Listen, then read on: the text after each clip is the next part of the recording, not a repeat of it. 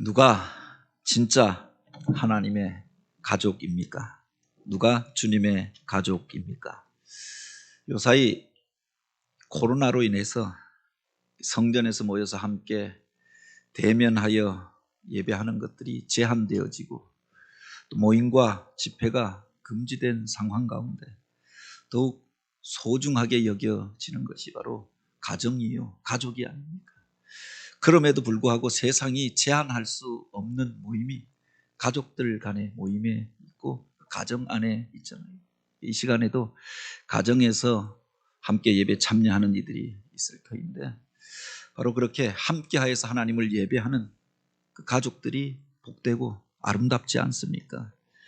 하나님께서 바로 그 행복의 터전으로 이 땅 가운데 가정을 세우시고 그 가족들을 통하여서 그 복이 흘러가게 하셨습니다. 모든 소그룹의 기초가 되는 게 가정이고 하나님 나라 공동체의 기본 요소가 되는 게 가족들이지요. 그런데 이 땅에 복음이 전파되어지고 또 교회가 세워지면서 세상 가운데서 오해받았던 것 중에 하나가 바로 저들이 믿는 자들이 예수 믿는 그 사람들이 바로 이 국가의 기본이고 사회의 기본인 가족 공동체를 흔들어 놓는다. 장유 유서의 질서를 깨뜨려 버린다.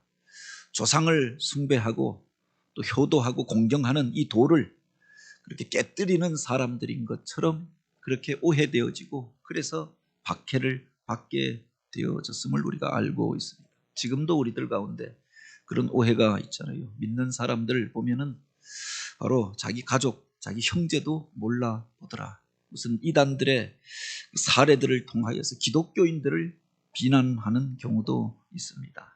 그 중에 바로 교회를 향하여서 비난하는 또 하나의 근거가 되어지는 구절 중에 하나가 오늘 본문 말씀이기도 합니다.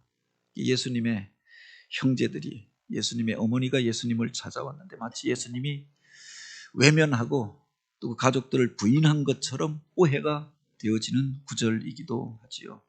본문의 상황은 그렇습니다. 예수님께서 바로 많은 사람들 가운데서 하나님 나라의 복음을 전하실 때 예수님의 어머니 마리아 그리고 예수님의 형제들이 찾아와서 그 밖에서 예수님을 불렀다라고 하였습니다. 여기에 보면 밖에 서서 사람을 보내어 예수를 부르니라고 하였는데 그 밖에서 불렀다라고 하는 게 의미심장하잖아요. 예수님의 그 가족들은 그 무리들 가운데 같이 있지 않았고 말씀을 듣고 교제하는 자리 가운데 있지 않았다. 밖에서 예수님에 대하여서 오해하고 있었고 그래서 예수님을 그 밖으로 불러내고자 하였던 거지요. 그 앞에 보면은 예수님의 가족들이 예수님을 찾아오게 된 상황에 대하여서 기록하고 있습니다. 예수님께서 공생애를 시작하시고 천국 복음을 증거하실 때 많은 사람들이 나와 그 말씀을 듣고 또 변화되어지고 그곳에 놀라운 기적들이 나타나게 되어집니다. 병자들이 나왔다가 고침을 받게 되어지고 귀신 들린 자가 깨끗함을 얻고 놀라운 일들이 일어나게 되어지죠. 그래서 더 많은 사람들이 예수님을 찾아오게 되었다라고 하는 겁니다. 그게 전부가 아니라 바로 이와 같은 예수 운동이 왕성하게 일어나고 하나님 나라를 사모하는 사람들이 일어나게 되어지니까 이 일에 반대하는 사람들도 있었던 거지요. 그 중에 보수적인 사고방식을 가지고 있었던 서기관들은 예수님을 향하여서 비난하기를 저가 바알세불에 집혔다 또는 귀신이 들렸다라고 비난하고 공격하였던 겁니다.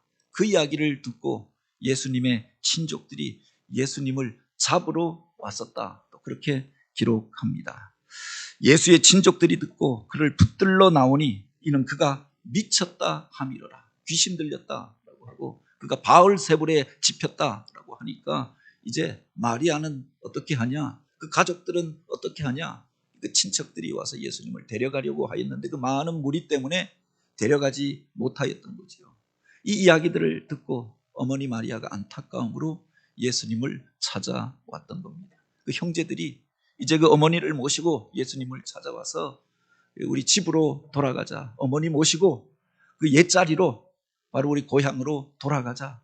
밖에서 예수님을 부르게 되었다라고 하는 겁니다. 성경에 보면은 예수님의 형제들의 이름이 나오는 구절이 있는데, 성경에 등장하는 야고보서의 저자가 되는 야고보와 또 유다서의 저자가 되는 유다와 시몬이라고 하는 사람의 이름이 등장합니다. 뿐만 아니라 그 누이들이 또한 있었다라고 했습니다. 적어도 예수님의 형제들이 5명, 6명은 되었던 것 같습니다. 누이가 하나가 아니니까 누이들이라고 이야기했겠죠. 그들이 예수님을 찾아와서 바로 이제 우리 고향으로 돌아가고 또 그렇게 옛사람의 자리로 돌아가자라고 예수님을 부르게 되어졌던 겁니다. 이 일을 예수님이 전하여 듣고 바로 이 말씀을 하셨던 겁니다. 누가 내 어머니이며 내 형제들인가? 그 앞에 있는 이들을 향하여 이 질문을 던지시고 그들을 바라보시면서 바로 주셨던 말씀이 누구든지 하나님의 뜻대로 행하는 그가 내 형제요 자매요 어머니이니라. 바로 이 놀라운 말씀을 하셨던 거지요. 물론 성경에 나오는 어떤 한 구절만 떼서 그것을 우리가 함부로 판단할 수 없는 것이 그 말씀을 하게 된 상황을 이해하고 또 그 속에 담겨져 있는 그 깊으신 뜻과 그 의미들을 우리가 묵상하는 게 필요하죠. 세상 가운데에서 어떤 사람이 하였던 말 한마디만 떼어서 전하면서 오해가 되어지고 분쟁이 일어나고 그래서 엉뚱한 것들을 가지고 싸우는 일들이 얼마나 많이 있습니다. 비유하기 위하여 어떤 말을 인용하였는데 그 비유의 말들 한 구절만 가지고 비난을 하는 겁니다.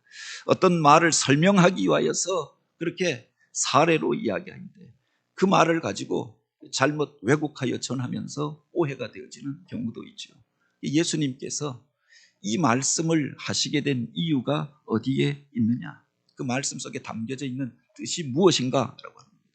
누가 내 가족이고 내 어머니인가? 이것에 대하여 말씀하여 주신 구절이 아닙니다.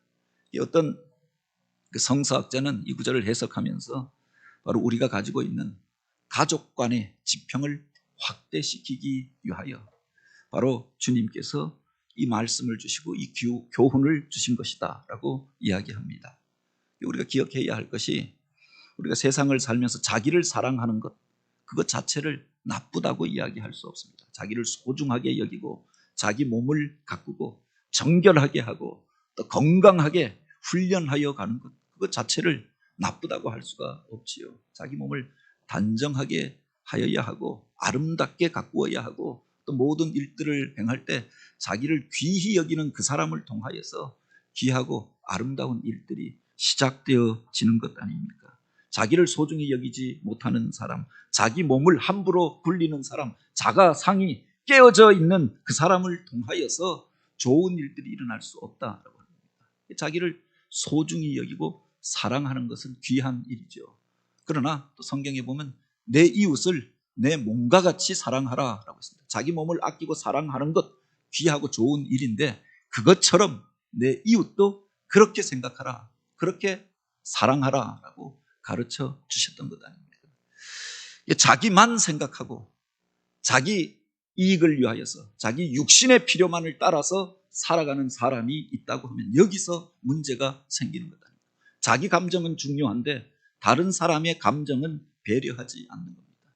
자기 유익을 위해서는 어떤 일도 서슴지 않고 행하는데 다른 사람의 이익이나 다른 사람의 입장은 배려하지 않는 사람들이 있죠. 여기서 충돌이 일어나고 갈등이 일어나고 문제가 일어나는 것 아닙니까? 그것을 가리켜 성경은 죄라고 이야기하는 겁니다. 죄를 가리켜서 영어로 sin, sin이라고 이야기하는데 바로 어떤 분들은 풀어서 그렇게 이야기합니다. S와 N 사이에, 하늘과 땅 사이에 나를 중심에 세우고 천상, 천하, 유아, 독전 자기만 맞고 자기가 전부라고 생각하고 자기만을 위하여 사는 것이 죄다라고 이야기하였습니다. 이게 문제가 되어지는 것 아닙니다. 마찬가지로 민족을 사랑하고 나라를 사랑하는 것, 애국하는 것, 이것은 소중한 일이죠. 자기 나라를 사랑하고 목숨을 걸고 자기 민족을 위하여서 일하는 사람은 참으로 우리가 본받아야 하고 고맙게 여겨야 할 사람이 아닙니까? 그런데 그 사람이 자기 민족만 맡고 자기 나라만을 위하여서 그 이방 나라들을 침략하고 침범하고 이방 민족들을 짓밟고 다른 민족들을 학대하고 그렇게 함부로 멸시하는 일들을 행한다. 이것이 하나님 앞에서 선한 일이겠느냐. 내가 소중한 것처럼 우리가 귀한 것처럼 그들도 소중한 사람이고 하나님이 귀히 여기는 영혼으로 아는 것, 이것이 필요하지 않습니다. 가족을 향한 관점도 마찬가지다. 그 가족이 소중하지만 그것이 하나님이 주신 복과 은혜를 받아 누리는 터전이 되어지지만 내 가정은 소중한 줄 알면서 다른 사람의 가정에 대하여서는 귀히 여기지 아니하고 내 가족만을 위하여서는 무엇이든지 행할 수 있다고 하는데 다른 가족들, 다른 사람들에 대해서 배려하지 않고 살고 있다고 하면 여기서부터 문제가 시작되어지는 것 아닙니까? 그래서 주님께서는 보다 넓은 의미의 가족에 대하여서 우리들의 눈을 넓혀주시기 위하여서 바로 누가 참 가족인가? 주님의 가족에 대하여, 하나님의 가족에 대하여 가르쳐 주셨다라고 하는 겁니다.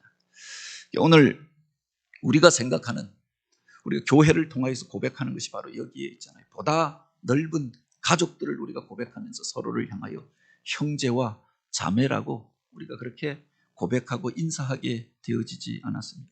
우리가 예수 그리스도를 구주와 주님으로 영접하는 그 순간 우리가 얻게 되어지는 놀라운 체험이 있습니다. 그게 바로 거듭남의 체험이 아닙니다. 물론 수많은 체험들이 있고 수많은 경험들을 우리가 하게 되어지죠. 예수 믿고 영접할 때 성령이 임재하시고 또 성령의 은사들을 받고 신비한 일들을 경험하게 되어집니다. 그 은사 가운데는 여러 가지 것들이 있지 않습니까? 사람마다 다르고 또한 우리가 신앙생활을 하면서 받게 되어지는 직분도 다르고 또 우리가 가지고 있는 능력치도 다 다르다라고 합니다. 다 사도이겠느냐? 다 선지자이겠느냐? 다 교사이고 다 능력 행하는 자이겠느냐? 다 예언하고 다 방언을 하고 다 통역하는 자이겠느냐? 그렇게 말씀하였죠. 다 은사가 다르다. 우리가 신앙생활을 하면서 가지는 체험도 다 다르고 우리가 주님을 만나는 순간과 모습도 다 다를 수 있습니다. 그러나 모든 사람이 동일하게 체험하여야 할 바로 신앙인의 기초가 되어지는 하나님 나라 백성이 되어지는 기본적인 체험이 영적인 체험인데 그게 바로 거듭남의 체험이다. 거듭나야 하나님을 만나게 되어지고 영적인 세계를 알게 되어지고 생명을 얻고 하나님 나라의 시민이 되어지는 거죠. 다른 체험들은 우리가 안 해도 좋은데 방언의 은사 받지 않아도 좋은데 예언의 능력이 없어도 좋은데 바로 오늘 우리가 믿음의 사람들이 반드시 하여야 통과하여야 할 그 관문과도 같은 게 바로 거듭남의 체험이다. 주님 앞에 니고데모라고 하는 유대인의 지도자가 찾아와서 영생의 도에 대하여 질문합니다. 그에게 주님께서 주셨던 말씀이 진실로 진실로 내게 이르노니 사람이 거듭나지 아니하면 하나님 나라를 볼 수 없느니라. 더하여 예수께서 또한 대답하여 이르시되 진실로 진실로 내게 이르노니 사람이 물과 성령으로 거듭나지 아니하면 하나님 나라에 들어갈 수 없느니라. 거듭나지 아니하면 하나님을 볼 수도 하나님 나라를 알 수도 하나님 나라에 들어갈 수도 없다. 우리가 하나님 나라의 백성이 되어지고 하나님 나라의 시민이 되어지는 가장 기본적인 체험이 거듭남, 새 생명을 얻는 것이다. 그것은 육신으로 우리가 낳는 것을 말하는 게 아니라 바로 영으로 새 생명을 얻게 되어지는 것을 말하지요. 예수를 믿고 영접하는 순간 오늘 우리가 새로운 생명을 얻게 되어지고 우리의 신분이 변화되어지는 것을 가리켜 거듭남이라고 했습니다. 마틴 루터는 우리가 천국 문 앞에 도달하게 되어졌을 때 한 문구를 보게 될 터인데 그 앞에 오직 거듭난 자만이라고 하는 글씨가 적혀 있는 것을 보게 될 것이다 라고 했습니다. 거듭난 자만 천국에 들어갈 수 있는 것 아닙니까? 18세기에 요한 웨슬레와 함께 영국 성결운동을 이끌었던 그 시대의 놀라운 부흥운동에 그 사역자로 쓰임 받았던 조지 휘필드라고 하는 목사님이 있습니다. 옥스퍼드에서 그 웨슬레와 함께 홀리 클럽이라고 하는 걸 만들어서 성결 운동을 시작했고, 그를 통해서 영국에 놀라운 대각성 운동이 일어나게 되어졌죠. 그가 집회마다, 예배마다 또 만나는 사람들에게 늘 하였던 설교가 있는데, 그 제목이 당신은 거듭나야 합니다 라고 하는 제목이었다는 거죠. 집회마다 가서 그 설교를 하는 겁니다. 어떤 청년이 그 설교를 듣고 도전받고, 그래서 주의 종이 되기로 서원하고 이 목사님을 따라서 비서 역할을 감당하면서 수종을 들게 되었다. 그런데 집회마다 똑같은 설교를 하시는 겁니다. 당신은 거듭나야 합니다. 만나는 사람들에게 그렇게 인사하고 또 그렇게 설교하는 그 이야기를 들으면서 그가 어느 날 이 목사님에게 그 이야기를 했다고 하죠. 목사님, 설교 레파토리가 그것밖에 없는 겁니까? 제가 목사님의 비서가 되어진 이후에 700번이 넘게 똑같은 설교를 들은 것 같습니다. 다른 설교는 없는 겁니까? 그랬더니 이 목사님이 바로 그를 향하여서, 그 젊은 제자를 향하여서 그 말씀을 하셨다고 하지요. 내가 왜 똑같은 설교를 하는 줄 아는가? 자네가 거듭나야 천국에 들어갈 수 있기 때문이라. 그 사람들이 거듭나야 하나님의 백성이 될 수 있기 때문이라. 기독교 설교의 중심이 되어지는 게 바로 여기에 있지 않습니까? 우리 성결교회 사중복음의 그 출발점도 중생 거듭남에 있다라고 합니다. 거듭나야 하나님의 자녀가 되고 천국 시민이 되어지는 거죠. 그런데 우리가 거듭나게 될 때 또 한 가지 놀라운 변화를 경험하게 되어집니다. 그게 바로 우리가 하나님의 자녀가 된다라고 하는 거죠. 요한복음 1장 12절에 보면 영접하는 자, 곧 그 이름을 믿는 자들에게는 하나님의 자녀가 되는 권세를 주셨다라고 했습니다. 예수 그리스도를 영접하고 오늘 우리가 거듭나게 되어지면 이제 하나님의 자녀가 되는 권세를 얻게 된다. 이는 육정으로나 혈통으로나 사람의 뜻으로 나지 아니하고 오직 하나님께로부터 난 자들이니라. 내가 노력해서 거듭나게 되고 하나님의 자녀가 되는 것이 아니라 육정으로 그렇게 누구의 아들로 태어났다고 해서 우리가 구원을 얻고 거듭나는 것이 아니라 하나님께로부터 하나님의 능력으로 하나님 주신 생명으로 거듭나게 됨을 말씀해 주셨던 거지요. 바로 그 순간 우리가 영생을 얻고 사망에서 생명으로 옮겨지게 되어집니다. 그리고 놀라운 변화를 경험하게 되는데 하나님을 이제 아버지라고 부르게 되어진 거지요. 우리가 예수 그리스도를 영접하고 하나님의 자녀가 되어지면은 이제 그 이전까지 두려움으로 생각하던 그 하나님을 나의 아버지로 고백하게 되어지는 겁니다. 예수님께서 이 땅 가운데 오셔서 가르쳐 주신 그 기도를 들여다보면 바로 하나님을 아버지라고 부르게 하여 주셨던 거죠. 주님께서 그렇게 부르셨을 뿐만 아니라 믿는 자들을 향하여 하나님이 우리의 아버지가 되어 주심을 가르쳐 주셨던 것입니다. 우리가 하나님을 같은 아버지라고 부르게 되어진 겁니다. 나만 아버지라고 부르는 것이 아니라 교회에 나오는 우리 80이 넘는 권사님도 장로님도 또 유치부에 나오고 아기교실에 나오는 어린아이도 동일하게 하나님을 아버지라고 부르게 되어진 거죠.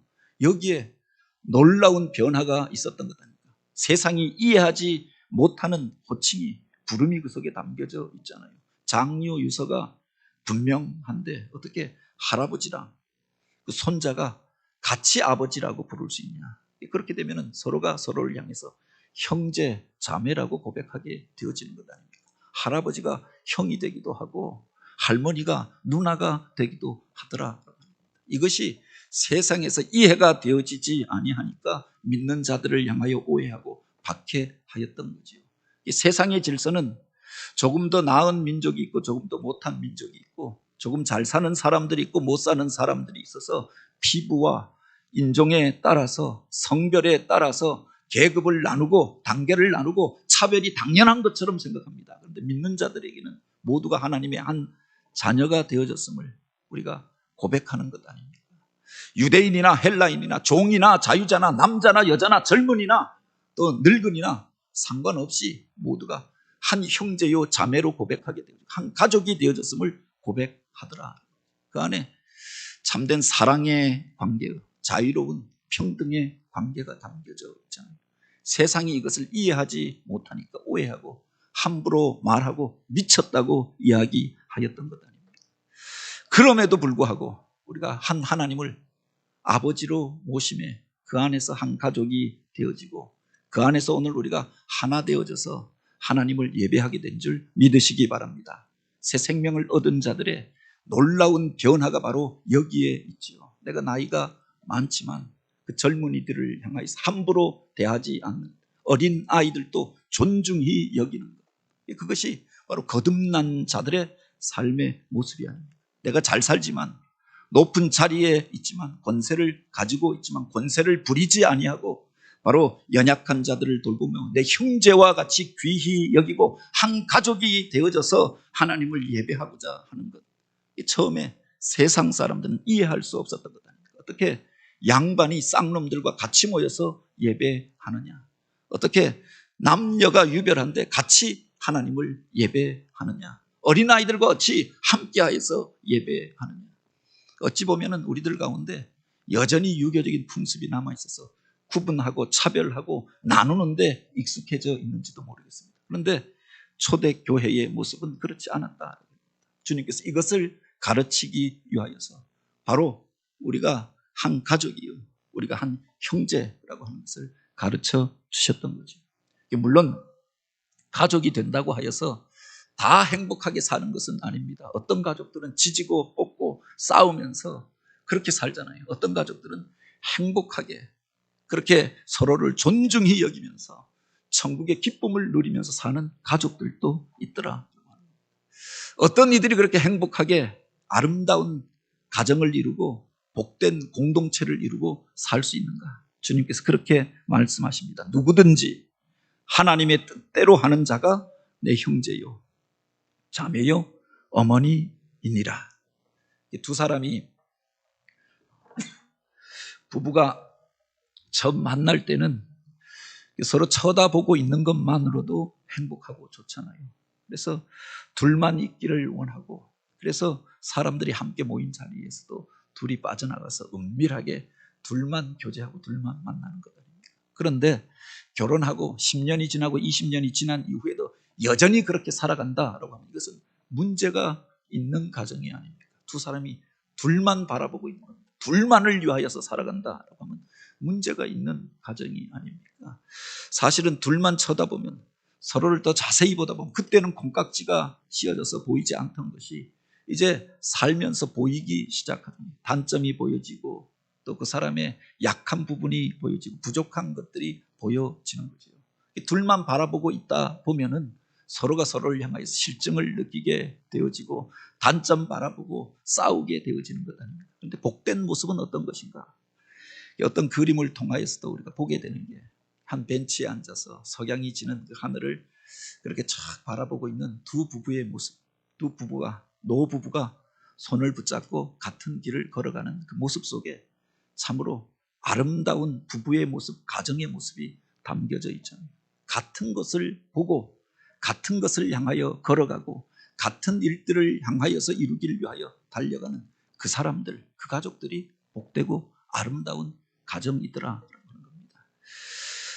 그 양화진에 있는 외국인 선교사 묘원에 다녀왔던 이야기를 하였습니다. 사실 개인적으로는 몇 번에 걸쳐서 갔던 곳이기도 한데 그곳에서 도전을 받게 되는 게 바로 이곳에 와서 복음의 씨앗을 뿌리고 한평생 헌신하였던 선교사들의 사연과 그 이름들이 기록되어져 있잖아요. 그런데 보면은 혼자가 아니라 부부가 같이 와서 사역하였던 겁니다. 2대, 3대에 걸쳐서 헌신하였던 겁니다. 거기서 최초로 묻힌 분이 헤롯이라고 하는 선교사인데 뉴욕대 의대를 나왔고 촉망받는 젊은 의사였습니다. 그런데 그가 조선을 향한 안타까운 마음을 가지고 이 땅에 와서 그 병자들을 치유하는 사역을 감당하게 됩니다. 세브란스 병원의 모태가 되어지는 재중원을 만들어서 병자들을 치유하잖아요.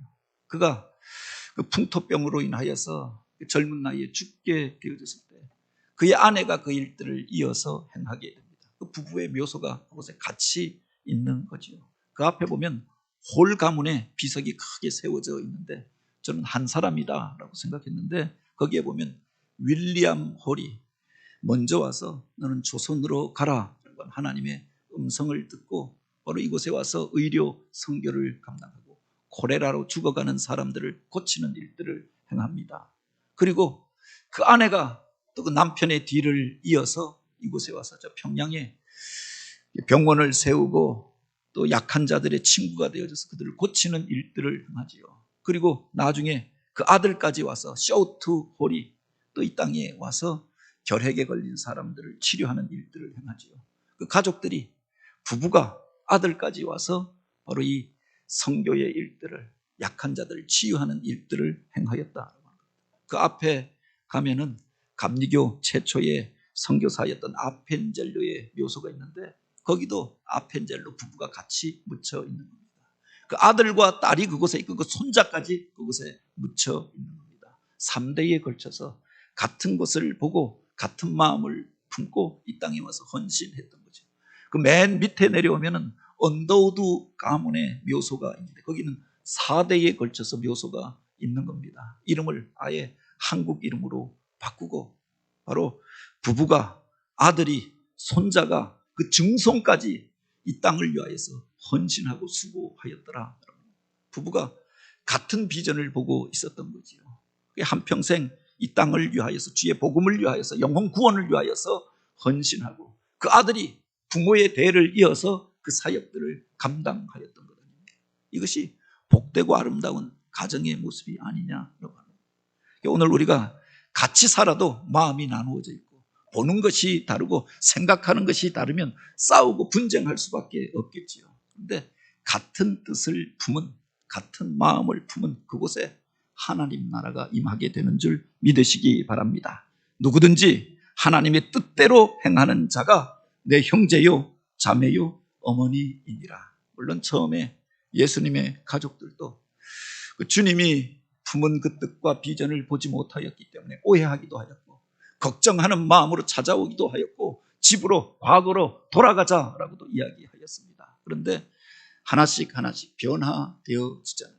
사도행전 1장에 보면 바로 그때 12사도와 예수님의 형제들과 어머니가 그곳에 함께 모여서 오로지 기도에 힘쓰니라. 하나님의 뜻을 분별하기 위하여 하나님의 영을 받기 위하여 주님이 약속하신 보혜사 성령을 기다리며 기도하고 변화되어지지요.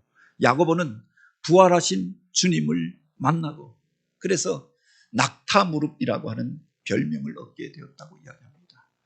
육신의 형을 메시아로 인정하지 않았고 그래서 몇 번에 걸쳐서 바로 예수님을 찾아와서 집으로 돌아가자 어머니에게로 가자라고 했던 그가 부활하신 주님을 만나고 변화되어져서 이제 복음을 전하는 자가 되어지고 예루살렘 교회의 지도자가 되어지고 많은 이들이 그를 통하여 위로를 얻고 또 중보의 사역들을 감당하게 되어졌음을 기록하고 있지 않습니까? 나중에 같은 뜻을 품고 같은 비전을 향해서 걸어가게 된 그 복된 가정의 모습들을 우리가 알고 있지 않습니까? 무엇이 하나님의 뜻대로 행하는 것인가? 바로 그 앞에 보면 예수님께서 제자들을 부르신 장면으로부터 바로 이 구절이 이어지는 것들을 보게 됩니다. 이에 12를 세우셨으니 이는 자기와 함께 있게 하시고 보내어 전도도 하며 귀신을 내쫓는 권능도 가지게 하려 함이라. 그들을 부르시고 하나님의 마음을 품고 아버지의 뜻을 깨닫게 하여서 이제 그들이 세상에 나아가 이 하나님 나라의 복음을 전하게 하시고 저들을 통하여 귀신이 어둠의 권세가 쫓겨가게 하시고 하나님의 놀라운 능력들이 나타나게 하셨다. 주님께서 이제 공생애를 시작하셨던 이유가 바로 여기에 있고 제자들을 부르셨던 그 의도가 바로 여기에 있었던 것 아닙니까? 양으로 생명을 얻고 더 풍성히 얻게 하려 함이라. 잃어버린 자를 찾아 구원하기 위함이라. 당신이 바로 이 공생애를 사시고 천국 복음을 증거하시는 이유에 대하여 분명히 말씀하십니다. 제자들을 부르시고 그 사명 가운데 그들을 새롭게 하시고 세상을 향하여 파송하시지 않았습니까? 부활하신 주님께서 그 제자들을 다시금 만나시고 또 그렇게 말씀하십니다. 너희는 온 천하에 다니며 만민에게 복음을 전파하라. 너희는 가서 모든 족속으로 제자를 삼아 아버지와 아들과 성령의 이름으로 세례를 베풀고 내가 너희에게 분부한 모든 것을 가르쳐 지키게 하라. 그 속에 주님의 뜻이 담겨져 있었고 아버지의 마음이 담겨져 있었던 거지요. 오늘 우리 교회가 다시 한번 사무총회를 준비합니다. 흩어진 자리 가운데 몸은 떨어져 있지만 우리가 같은 뜻을 품고 같은 마음을 품은 한가족 공동체가 되길 원합니다. 같이 모여 있지만 분쟁하고 싸우는 사람들도 있고 떨어져 있지만 같은 마음으로 가족이 가족에게 힘이 되어지고 형제가 형제에게 힘이 되어지는 그런 형제들이 있잖아요. 우리가 같은 마음을 품고 주님의 마음을 품고 주님의 뜻에 순종함으로 주님 손에 붙들려 쓰임받는 교회가 되길 원합니다. 주님께서 제자들을 부르시는 그 첫 구절에 보면 그렇게 기록되어져 있습니다. 또 산에 오르사 자기가 원하는 자들을 부르시니라고 했습니다. 그 높은 곳으로 제자들을 이끌어 올라가시고 세상을 보게 하시고 그리고 그들에게 권능을 주어서 복음을 전하게 하시고 귀신을 내쫓는 일들을 행하게 하셨다. 우리 교회가 이 언덕 위에 있는 것이 의미심장하잖아요. 과거에는 이 언덕 위에 오르면 아마 이 광명 시내가 다 내려다 보이고 저 개봉동과 오리동까지도 보였을 것이다 라고 생각되어집니다. 건물들이 높아지면서 교회가 갖춰지고 교회 앞에서도 앞에 꽉 막혀져 있는 것 같아서 답답함이 있는데 주님께서 우리를 향하여 더 높은 곳으로 올라가자라고 말씀하십니다. 그리고 바로 여기가 전부가 아니라 더 넓은 것들을 보게 하여 주시는 것 아닙니까? 주님의 눈으로 세상을 보라라고 말씀하시고 주님의 비전 안에서 하나가 되기를 기대하십니다. 우리 교회가 한 비전을 품고 주님께서 원하시고 기뻐하시는 그 일들을 향하여 또 새 일들을 준비하는 그런 교회가 되기를 원합니다. 주님께서 원하시는 그래서 하나님의 가족이 되어지고 주님의 참된 가족이 되어져서 하나 되어 주님의 일들을 행하는 교회, 그 속에서 하나님이 주신 복을 전승해가는 믿음의 가정들이 되어지길 주님의 이름으로 축복합니다.